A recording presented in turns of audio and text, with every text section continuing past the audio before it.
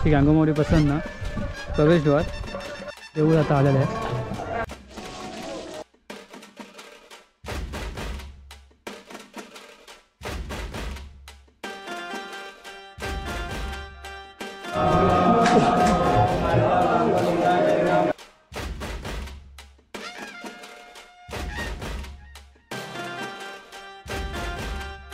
मित्रांनो, आता आपण उभे आहेत पापडीवर आणि जेवढे आमचे मुंबईकर आहात त्यांनी पापडी बघा सध्या कशी झाली आहे ती. त्यांना स्ट्रेट आणि तिकडे वेगळं त्या साईडला त्यांना जायला त्यांनी पण रोड बनवून घेतला डायरेक्ट. तर नमस्कार मित्रांनो, मी नितेश गौतम तुमचं सर्वांचं स्वागत करतो माझ्या यूट्यूब चॅनलवरती. आता आपण चाललो आहे गांगोच्या देवळात. आज महाशिवरात्री आहे, तर महाशिवरात्रीच्या सगळ्यांना हार्दिक शुभेच्छा. मी आणि तन्मय आहे माझ्यासोबत. हा बघा, आम्ही चाललो आहे. मी तर आंघोळ केली आहे, मला बरं नाही म्हणून. आता हा आंघोळ करायचा आहे, पाया वगैरे पडून येणार आहे तिकडे. आणि ही बघा या साईडला. सो पुन्हा पापडीचं एकदम नूतनीकरण झालं आहे. सो चला आता आपण पुढे जाऊया. चला आपण आता पोचलो आहे चालत चालत देवळात. श्री गांगोमाऊली प्रसन्न प्रवेशद्वार तो तुम्हाला आता समोर दिसतो आहे तो. चला आपण आता जाऊया वरती, पाया वगैरे पडूया. तर मी आंघोळ केली तुमका दाखवीन व्हायचंच. आणि त्याच्या पुढे पाया बी पडू आम्ही आणि जाऊ. देऊळ आता आलेलं आहे.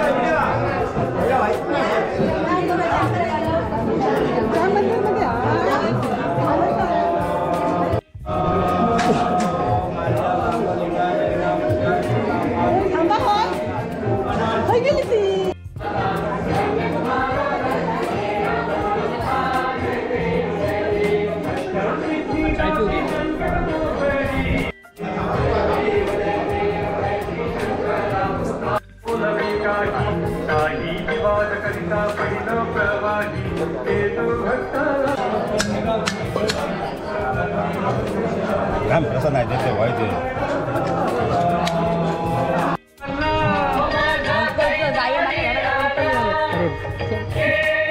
नको मला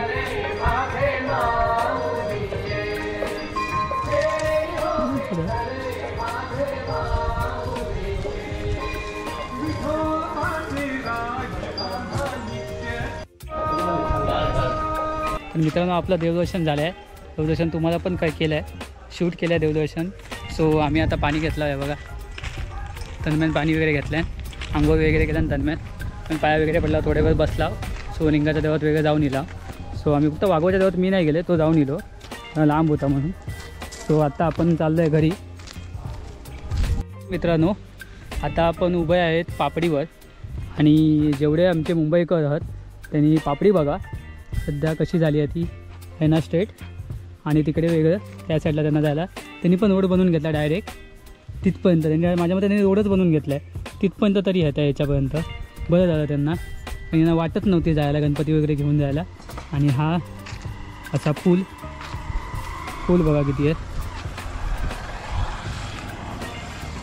आणि इथे दोन हे आहेत, म्हणजे पाईप नाही टाकला, पहिले पाईप होते इथे 5-6. तुम्ही जर माझा इंस्टाग्रामला व्हिडिओ बघितला असेल फोंडा घाट म्हणून विरेजचा, जेव्हा पापडीवर पाणी गेलेला तेव्हा त्याच्यात होता. तर त्यांनी आता पापडीवर हे केलं नाही आहे, डायरेक्ट पाईप काढून टाकला आणि दोनच फक्त हे टाकलं, म्हणजे डायरेक्ट पाणी जातं बाहेर. सो अशा तऱ्हेने आपली पापडी आहे. सो जेवढे फोंड्यातले आहेत आपले लोक ही पापडी बघून घ्या. पापडीची काय सध्या नूतनीकरण झाला हिचा.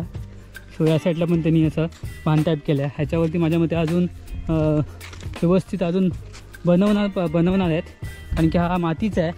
तिथे पुढे पण थोडं सिमेंट आहे, पण हा हे मातीचा आहे. जो हे दोन आहेत ना, तिथून पाणी येणार. ही संरक्षण भिंत त्या ह्याला ह्याच्यासाठी तिकडे जे आहेत ना वाफे त्यांच्यासाठी. आणि हा जो पॅसेज आहे इथून पाणी जाणार.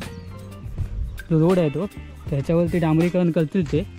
सो आणि इकडची ही इकडून असं पाणी आणि तिकडे धरण छोटंसं. सो तर आणि हे पाईप होते ते,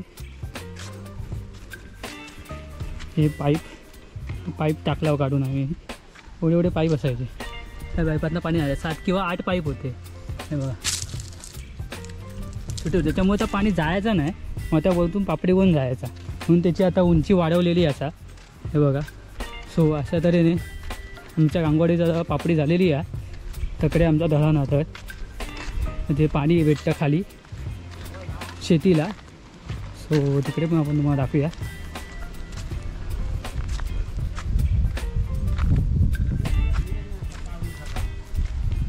संरक्षण भिंत आणि यामध्ये संरक्षण भिंत बनवतात वाटतं इकडून समोर.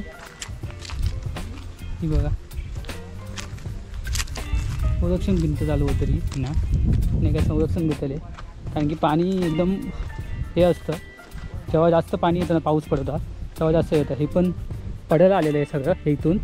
त्यांनी ही संरक्षण भिंत बांधली होती आधीच. आणि एवढं खोल आहे, एवढं पाणी याच्यावरून येतं असं.